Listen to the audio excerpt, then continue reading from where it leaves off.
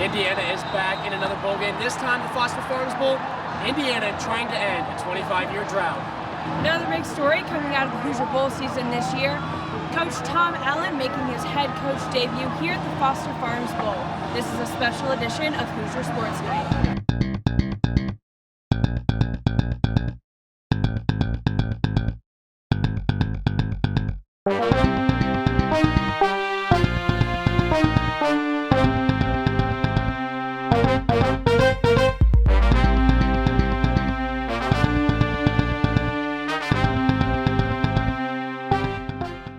This is a special edition of Hoosier Sports Nite. We are here in Santa Clara, California at Levi Stadium, home of the San Francisco 49ers. Just watch the Indiana Hoosiers fall short in making history for the first time in 25 years as they fall to the Utah Utes 26-24. Biggest story for them this postseason, the abrupt coaching change. Tom Allen steps in. This is his first year at Indiana now. He gets his first head coaching job for the Hoosiers. Kevin Wilson steps down, and now Tom Allen is in. He starts his resume at 0-1, but I don't think it's his fault. I don't think it's his fault either. I think he came in with a lot of defensive knowledge, and even himself, he admitted earlier this week in a press conference, he hadn't paid much attention to offense this season. So maybe the offense learning from him wasn't necessarily that much of an opportunity. So I think, and he even said he's leaving a lot of the decisions in this bowl season to the offensive coordinator and trusting him that he'll have the knowledge to make the right decisions. And Tom Allen, he knows it's a team environment.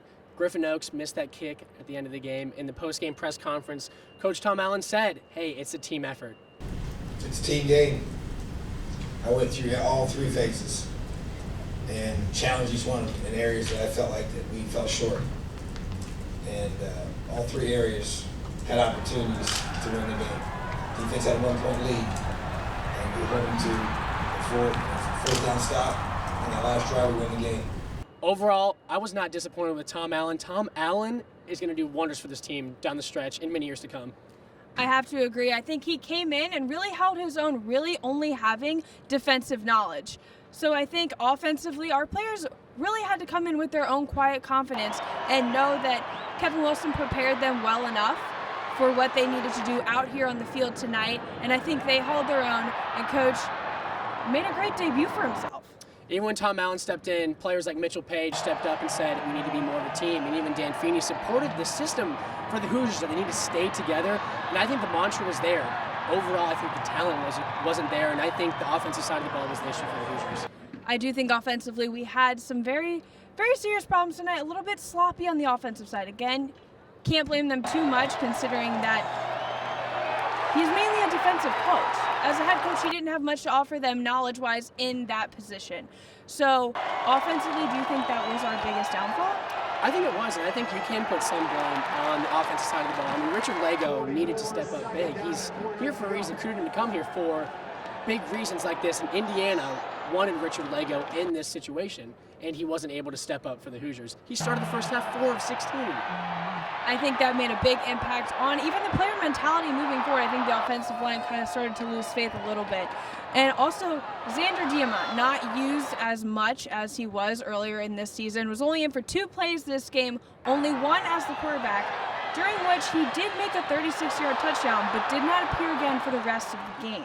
I think they prepped for this. I think this is what happens when they were preparing for other things in the bowl season. I mean, they really were looking for that offensive-defensive line battle, and once again, Allen said this in his press conference. The 2-minute drill was something he added to the drills they already had. He wanted continuity within his program, and I think that's what he got at this game. Offense gets the ball with a minute 24 to go with 1 timeout. That's exactly what we worked on the entire, we've got to tell you that was almost the exact scenario we worked on the entire bowl season. I still think the game plan was well sought out for Coach Allen. Having him in for that one play did play out, but the game's over. Can't look back at it and say we could have done this, and the Hoosiers aren't going to look back at it and say things as such. They're going to move forward, and I think that's what Tom Allen and this Hoosier team are going to do. All in all, be optimistic and look forward to many more games at Memorial Stadium, many more bowl games to come. We still have history tonight. But let's not forget about Utah. Brought a lot to the field. This team brings a lot of talent, but also a lot of maturity. And let's not forget they're also 13 of 14 in their last bowl appearances. Well, now Coach Whittingham stands at 10-1 as his record. In the press conference, he talked about what this game meant to the team and going forward in all those bowl games he's been in. Well, they're all very positive. I can't rank them. If you had to say which one was on the biggest stage, obviously it would have been the Sugar Bowl back then. But every group that comes through here, to see them put in the time and the effort in bowl preparation practice, we work hard. He's ready to work hard. It's a tribute to them. And that's the reason we've had the bowl success that we've had, is because of the way our players approach it. And they knew also that we're carrying the mantle for the hundreds of football players that have come through here and raise the bar to where it's at. And we got to continue that tradition. And this group did just that. They continued on with the tradition. So let's get to some stats. Utah taking home offensive MVP tonight in Joe Williams. Rushed for 222 yards, a Foster Farms Bowl record. But Indiana did get some recognition as well. Even though it was a losing effort for the Hoosiers, defensive player of the game went to T. Gray Scales. 2 sacks, 10 tackles, 6 unassisted. T. Gray Scales unmatched his level of competition, and he'll be back next year for the Hoosiers. And I think he was one of the reasons why Indiana was able to be in the game. I mean, only 26-24. But hey, the defense helped him out a lot. There were a lot of missed tackles, but I think that was some miscommunication with Williams, now the running back for Utah, who mentioned was a little sick. And in the press conference, he said he had some sinus issues. Well, he came out strong in the second half. In the second half is where I think Utah lit the match, and they went full force in that second half. I was mainly just feeling, just like sinuses, bad cough and everything. But, I was with my wife and everything, and she just told me that this is your last ride. Like Coach Wood said, we were pretty upset the way the season ended, but we prepared well this last 3 weeks. I just had to go out there like Jordan did in 97 football. Indiana not just playing well defensively, they had some offensive weapons step up as well. Ricky Brookins. I've never heard of the guy before tonight because he only rushed in 4 games for 28 yards. Tonight, rushed for 60 yards. Offensively and defensively, the Indiana Hoosiers did put on a show here at Santa Clara in the Foster Farms Bowl. Here are some of the biggest highlights from the bowl game.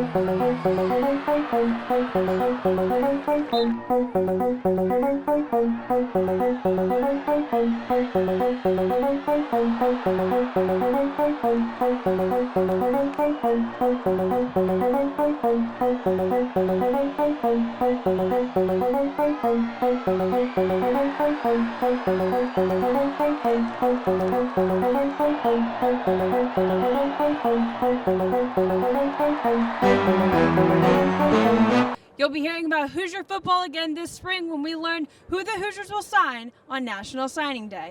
Don't forget to follow us, IUSTV Sports, that is, on Twitter and Facebook at IUSTV Sports. In just the next couple of weeks, be on the lookout for Hoosier Sports Nite as we will cover all spring sports. For Jordan Burroughs, I'm Lindsay Taylor. This is a special edition of Hoosier Sports Nite.